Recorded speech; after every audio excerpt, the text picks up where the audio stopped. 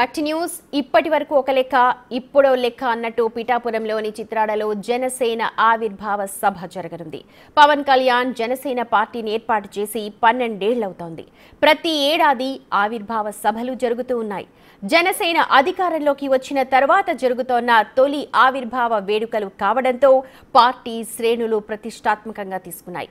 గత ఏడాది జరిగిన అసెంబ్లీ ఎన్నికల్లో జనసేన 100% స్ట్రైక్ రేట్తో విజయం సాధించింది.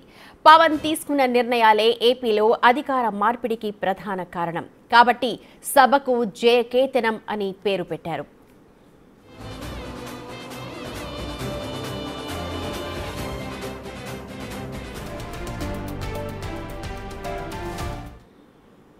అధికారంలోకి వచ్చిన తర్వాత ఏం సాధించామన్న విషయాలను పవన్ ప్రసంగిస్తారు. దీంతో పాటు పార్టీ నిర్మాణంపై ఫోకస్ పెట్టనున్నారు.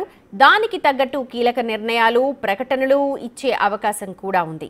ఈ సభకు దాదాపు 7 నుంచి 10 లక్షల మంది వరకు జనం వస్తారని పార్టీ శ్రేణులు అంచనా వేస్తూ ఉన్నాయి. దానికి తగ్గట్లుగానే ఏర్పాట్లు కూడా చేశారు. దాదాపు 50 ఎకరాల సువిశాల ప్రాంగణంలో సభకు సకల ఏర్పాట్లు పూర్తి చేశారు. సభ ప్రారంభానికి ముందు వేదికపై పలు సాంస్కృతిక కార్యక్రమాలు కూడా నిర్వహిస్తూ ఉన్నారు. జనసేన ప్రస్థానంపై రకరకాల కార్యక్రమాలు ఉన్నాయి. పవన్ కళ్యాణ్ కొడుకు అఖీరానందన్ కూడా ఒక లైవ్ పర్ఫార్మెన్స్ ఇస్తారు అన్న వాదన, అలాగే ఇంటర్నల్ గా పార్టీ వర్గాల నుంచి అందుతోన్న సమాచారం.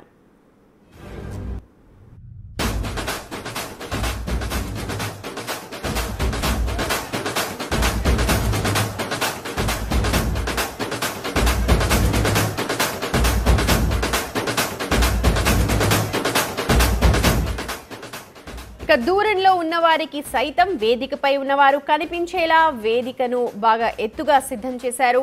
ప్రధాన వేదికగా 250 మంది కూర్చునేలా దాన్ని ఏర్పాటు చేశారు. ఇక వీవీఐపీలు, వీఐపీల కోసం ప్రత్యేక సిట్టింగ్ ఏర్పాట్లు చేశారు. వాహనాల పార్కింగ్కు 5 ప్రాంతాలను ఎంపిక చేశారు. దాదాపు 1600 మంది పోలీసులు భద్రతను కల్పించనున్నారు. కాకినాడ జిల్లా ఎస్పీ 4 రోజులుగా చిత్రాడ సభ వేదిక దగ్గర ప్రత్యేకంగా పర్యవేక్షిస్తూ ఉన్నారు. మహిళలకు ప్రత్యేక గ్యాలరీలు, అలాగే సౌకర్యాలను కూడా ఏర్పాటు చేశారు. దాదాపు 75 సీసీ కెమెరాలను పరిసర ప్రాంతాల్లో ఏర్పాటు చేసి పర్యవేక్షిస్తూ ఉన్నారు. ఇక వేదిక ప్రాంగణంలో ఎల్ఈడి స్క్రీన్లను కూడా ఏర్పాటు చేశారు.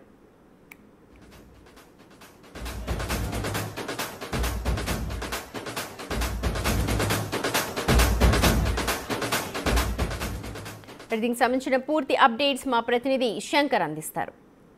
కాకినాడ జిల్లా పిఠాపురం నియోజకవర్గం చిత్రాడ గ్రామానికి అయితే జన సైనికులు పోటెత్తుతున్నారు. ప్రస్తుతం మనం వీవీఐపీ గేట్ దగ్గర ఉన్నాం. చూడొచ్చే పరిస్థితి ఏ విధంగా ఉందో.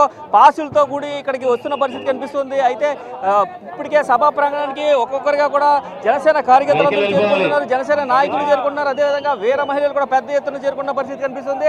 అయితే పూర్తి స్థాయిలో చూడొచ్చు మనం, పోలీసులు అయితే పూర్తి స్థాయి చెకింగ్ పెట్టారు. ఇప్పటికే 1600 మంది పోలీస్ సిబ్బంది ఇక్కడ ప్రస్తుతం ఇప్పుడు పహారాలో ఉన్న పరిస్థితి కనిపిస్తుంది. అదేవిధంగా చూసుకోవచ్చు, ప్రతి ఒక్కరికి పాస్ ఉన్న వాళ్ళు మాత్రమే లోపలికి ఎలా చేస్తున్న పరిస్థితి ఇక్కడ కనిపిస్తుంది. అయితే ఎండ తీవ్రత కూడా ఎక్కువగా ఉండడంతో అయినా వారికి కేటాయించిన పాసులు కాకుండా పక్క గ్యాలరీస్లోకి వస్తున్నట్టుగా కూడా చెప్తున్న పరిస్థితి కనిపిస్తుంది. అదే జనసేన వాలంటీర్స్గా ఉన్నవారు వారికి గైడ్ లైన్స్ ఇవ్వాలంటూ కూడా పోలీసులు సూచిస్తున్న పరిస్థితి కనిపిస్తుంది. అయితే మనం ఇక్కడ గేట్లు చూసుకోవచ్చు.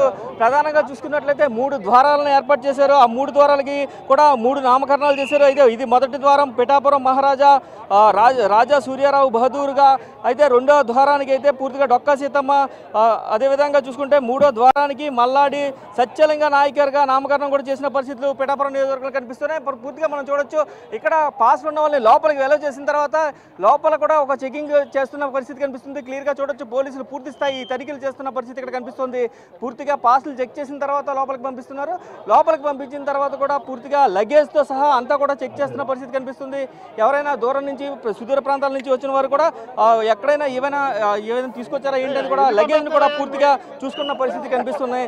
అయితే ఈ నేపథ్యంలోనే పూర్తిగా లేడీస్ని కూడా మహిళా కానిస్టేబుల్ కూడా పూర్తి స్థాయిలో చెక్ చేస్తున్న పరిస్థితి కనిపిస్తున్నాయి. అయితే ఎండగా ఉండడంతో వారికి కావాల్సినవన్నీ కూడా వారు తీసుకొస్తున్నారు. అదేవిధంగా మంచినీళ్ళు, అలాగే తినుబండారాలు కూడా తెచ్చుకున్న పరిస్థితి కనిపిస్తుంది. అదే సుదూర ప్రాంతాల నుంచి వచ్చిన వారు లగేజ్తో పాటు నేరుగా ఇక్కడికి వస్తున్న పరిస్థితి కనిపిస్తుంది. అయితే ఇక్కడ చూసుకున్నట్లయితే వీవీఐపీ గ్యాలరీకి సంబంధించి ఎంట్రీ కూడా ఇస్తున్న పరిస్థితి కనిపిస్తుంది. సభ సాయంత్రం 5 గంటల నుంచి స్టార్ట్ అవుతుంది. అయినా కూడా ఇప్పటి నుంచి కూడా జన సైనికులు పోటెత్తుతున్న పరిస్థితి పిఠాపురం నియోజకవర్గంలో కనిపిస్తుంది. ఇప్పటికే జనసేన వాలంటీర్లు 500 మంది, పోలీసులు 1600 మంది పూర్తి స్థాయి విధులను అయితే నిర్వహిస్తున్న పరిస్థితి కనిపిస్తుంది. అయితే పవన్ కళ్యాణ్ ప్రసంగం సాయంత్రం 7:30 నుంచి అయితే 8 గంటల మధ్యలో ఉంటుందంటూ కూడా ఇప్పటికే నాదెండ్ల మనోహర్ చెప్పిన పరిస్థితి కనిపిస్తున్న నేపథ్యంలో పూర్తిగా చూడొచ్చు మనం. ఇదైతే గేట్ వద్ద పూర్తి స్థాయి తనిఖీలు చేస్తున్నారు. పూర్తిగా సెక్యూరిటీ, పూర్తి స్థాయి సెక్యూరిటీని కూడా ఇస్తున్నారు. ఎందుకంటే డిప్యూటీ సీఎం సభ అది కూడా జనసేన గెలిచిన తర్వాత మొదటి విజయకేతనం సభగా అయితే ఏర్పాటు చేసిన పరిస్థితి కనిపిస్తుంది. కాబట్టి పూర్తి స్థాయిలో తనిఖీలు చేసిన తర్వాతే, పాసులు చెక్ చేసిన తర్వాత, ప్రతి ఒక్కరిని క్షుణ్ణంగా పరిశీలించిన తర్వాతే లోపలికి పంపిస్తున్న పరిస్థితులు కనిపిస్తున్నాయి. అదేవిధంగా చూసుకున్నట్టయితే ఎండ తాపం తగలకుండా పుచ్చకాయ ముక్కలను, అదేవిధంగా మజ్జిగ ప్యాకెట్లను, మంచినీళ్లను కూడా ఏర్పాటు చేసినట్టుగా కూడా ఇప్పటికే నాదెండ్ల మనోహర్ కూడా చెప్పిన పరిస్థితి కనిపిస్తుంది. అదేవిధంగా 12 రోజుల నుంచి నాదెండ్ల మనోహర్ ఈ సభకి సంబంధించి పూర్తి ఏర్పాట్లు చూస్తున్న పరిస్థితి కనిపిస్తుంది. అలాగే 14 కమిటీల ద్వారా పూర్తి స్థాయిలో అయితే ఇప్పటికే సభకి సంబంధించిన అన్ని ఏర్పాట్లు చేశారు.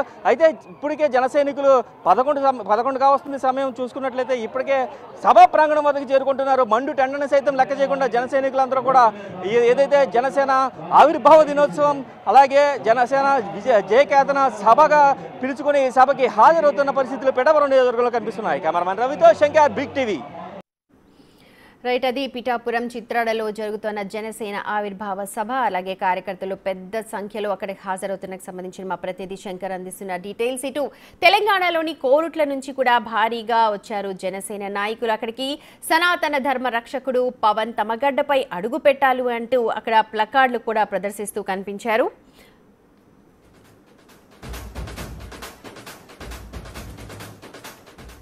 పూర్తి సమాచారాన్ని మా ప్రతినిధి శంకర్ అందిస్తారు.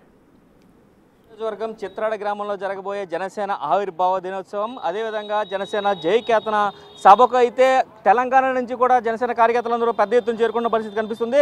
తెలంగాణలోని కోరుట్ల ఏదైతే నియోజకవర్గం సంబంధించి ఆ నియోజకవర్గం సంబంధించి ఉమ్మడి కరీంనగర్ జిల్లా తెలంగాణ నుంచి కూడా పెద్ద ఎత్తున బస్సులతో అయితే జనసేన కార్యకర్తలు, నాయకులు కూడా ఇక్కడ చేరుకున్న పరిస్థితి కనిపిస్తుంది. అయితే వీరు ఒక ప్రకటన కూడా పెట్టుకొచ్చారు. చూడొచ్చు, మన సనాతన ధర్మ పరిరక్షకుడు తెలంగాణలో కూడా అడుగు పెట్టాలంటూ కూడా ఒక ప్రకటన కూడా ప్రదర్శిస్తున్న పరిస్థితి కనిపిస్తుంది. ప్రస్తుతం వారు మనతో ఉన్నారు, మాట్లాడే ప్రయత్నం చేద్దాం. నాకు చెప్పండి, అసలు సనాతన ధర్మం గురించి ఒక ప్రకటన కూడా పట్టుకున్నారు. అసలు ఏంటి, పవన్ కళ్యాణ్ గారు అక్కడికి కూడా రావాలని మీరు భావిస్తున్నారా ఏంటి? తెలంగాణలో మన దేవుడైన పవన్ కళ్యాణ్ అడుగు పెట్టాలి. ఎందుకంటే అతను కారణజమునుడు. ఇప్పుడున్న ఆంధ్రప్రదేశ్లో ఇప్పటి వరకు లాస్ట్ 5 సంవత్సరాల నుంచి ఒక అస్తవ్యస్తంలో ఉండి మొత్తం ఒక రాజకీయ పరంగా కావచ్చు, అంటే మన రాష్ట్ర పరంగా కావచ్చు, అంటే అతి క్లిష్టమైన పరిస్థితి నుంచి ఈరోజు భారతదేశ చరిత్రలోనే ఆంధ్రప్రదేశ్ అభివృద్ధి పరంగా నడవడానికి కారణము అడుగు వేసిన వ్యక్తే దేవుడైన పవన్ కళ్యాణ్.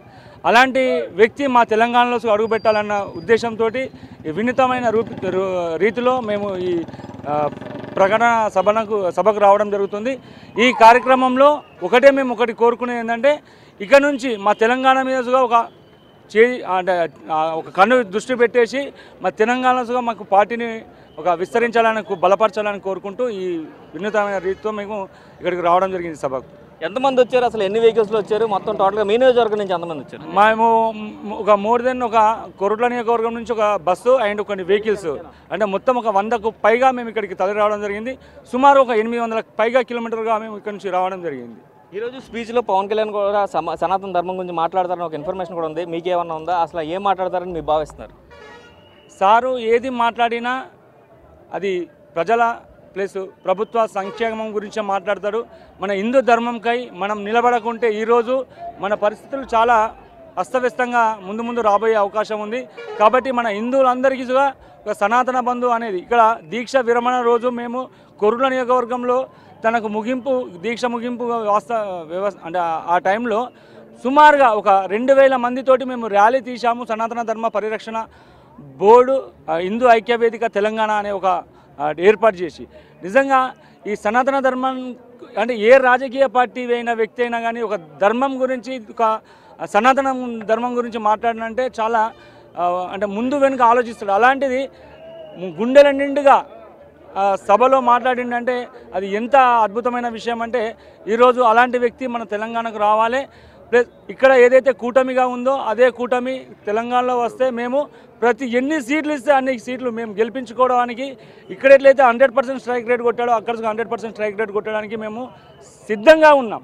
తెలంగాణ వ్యాప్తంగా. ఇది చూసుకున్నట్లయితే తెలంగాణ నుంచి కూడా భారీ ఎత్తుగా జనసేన కార్యకర్తలు తిరిగి వస్తున్న పరిస్థితి కనిపిస్తుంది. అదేవిధంగా చూసుకుంటే అనేక సుదూర ప్రాంతాల నుంచి వస్తున్నారు. అయితే సనాతన ధర్మానికి సంబంధించి ఎవరైనా మాట్లాడాలంటే ఆలోచిస్తారు, కానీ పవన్ కళ్యాణ్ మాత్రం గుండెల నిండా జనసేన పార్టీని, అదేవిధంగా చూసుకున్నట్లయితే పవన్ కళ్యాణ్ అయితే గుండెల నిండా సనాతన ధర్మాన్ని నింపుకుని సనాతన ధర్మ పరిరక్షకుడిగా అయితే నిలవనున్నారు. అదేవిధంగా ఇక్కడ ఏ విధంగా అయితే కూటమిగా ఏర్పడ్డారో అదేవిధంగా తెలంగాణలో కూడా కూటమిగా ఏర్పడాలని కూడా వాళ్ళు చెప్తున్న పరిస్థితి కనిపిస్తుంది. పూర్తి స్థాయిలో చూసుకున్నట్లయితే తెలంగాణ నుంచి ఇతర రాష్ట్రాల నుంచి కూడా జనసేన ఆవిర్భావ సభకు అయితే పిఠాపురానికి పెద్ద ఎత్తున కార్యకర్తలు, ప్రజలు, అదేవిధంగా నాయకులు కూడా వస్తున్న పరిస్థితి ఇక్కడ కనిపిస్తున్నాయి. కెమెరామెన్ రవితో శంకర్, బిగ్ టీవీ.